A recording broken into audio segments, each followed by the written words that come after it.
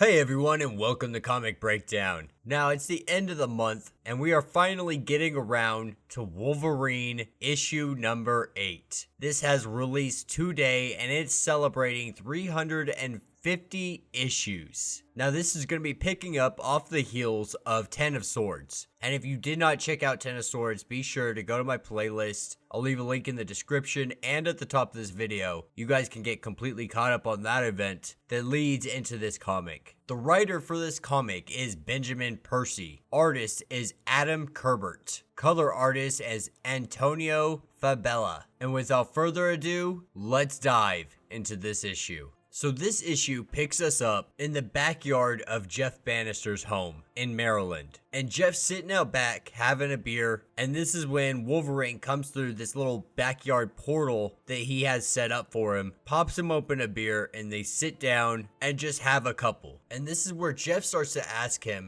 Logan, like, what's going on? Like, how have you been? Tell me about everything. And of course, Logan being Logan, it's just like, no, I don't really want to talk about anything. Like, if you want to talk, like, let's talk about something. You go first. You open up first and we'll talk about this. And that's when Jeff starts to tell us about some time at war. Back when he was younger and real gung-ho, ready to just take on the enemy and take on the world. And he recalls a time that they had taken out a target, but this target was their own people, their own side. And that's when he got a taste of the world, of the reality of what this world was and how this war was. And I really do have to say I enjoy all of this right now. The panel work, the dialogue between these two, because it really does feel like two war veterans sitting down and kind of talking about their feelings, but not really talking about their feelings. And that's really how it plays out for most individuals. Is a lot of war veterans like to keep things inside, bottled up. They don't like to talk about it. And sometimes it takes one individual,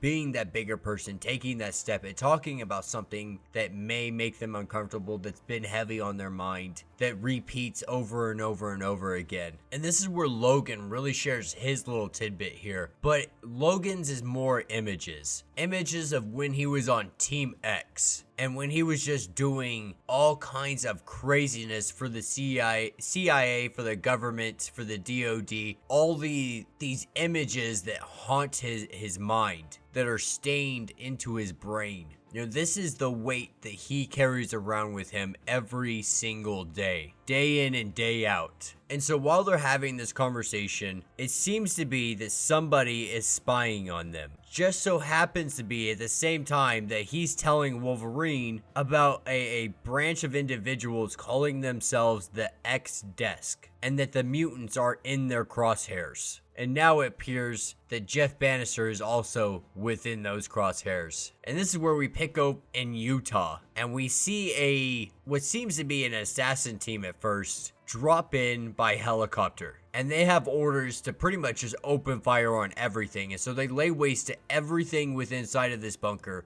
make their way to lower levels, and they end up picking up some dog tags that say Logan, Team X. And so obviously it's not a coincidence here that we're seeing this. And so Team X is probably and most definitely going to be playing a big part moving forward within the Wolverine line. And this is when we cut over to Krakoa. And we have Omega Red really just enjoying nature. And this is when Scout sets up a trap. And Omega Red falls right into it. Gets caught up. And Scout just goes after this dude, cutting his hair off. Or at least a good portion of his hair off. And during this struggle, Omega Red breaks free. And this is when we see Daken arrive. And both of them are going after Omega Red. And then we see the arrival of Logan. And then Omega Red's like, alright man, like, what do you guys want? And Wolverine wants to know what happened in North. And Omega Red just tells him straight up, like, I had nothing to do with anything going on with you. Like, nothing to do with the vampires, nothing to do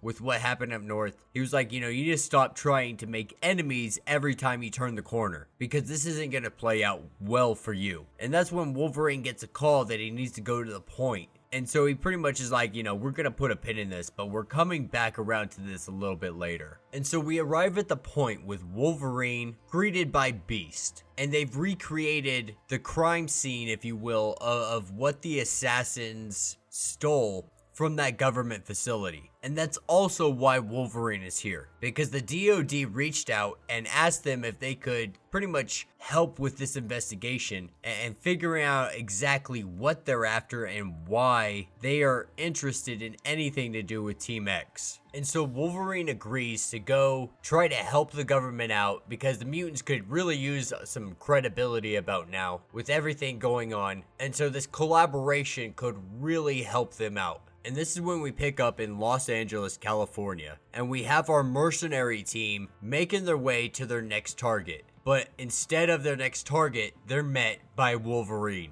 And Wolverine just lays waste to this team, keeps one of them around so that he can interrogate this guy and find out exactly who's behind all of this. Because Wolverine believes it to be one of the prior individuals off of Team X. He suspects it to be Agent Zero, aka Maverick. And so he interrogates this guy and just tries to get as much information as he can on where Maverick is. And what this mercenary tells him is that he went MIA a couple days ago and no one's seen from him since then. But their targets have really been anything mutant related. Mutant collector items are the hottest thing on the black market, and these guys are all prior military. With the arrival of Krakoa and this new sovereignty, war efforts have changed drastically, and so we have a lot of elite soldiers that are now currently out of work. And so now they're doing mercenary work to make up for the lack of income, if you will. And while all this conversation is going on, our mercenary gets a bullet straight to the head, because it seems that there was a sniper up on the ridgetop, but they didn't take a shot at Logan. So it seems whoever this was just wanted to keep this mercenary quiet.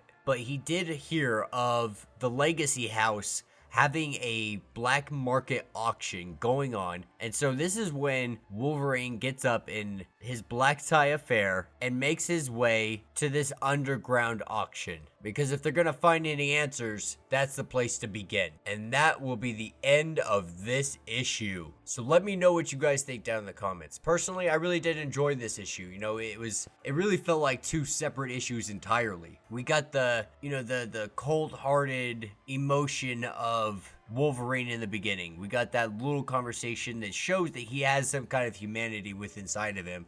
He's just so ironclad when it comes to his emotions that he's almost unable to actually even articulate the words to be able to express exactly how all of these things make him feel. Everything that he's experienced over the years. It's much easier for him to just pick up a bottle and get drunk.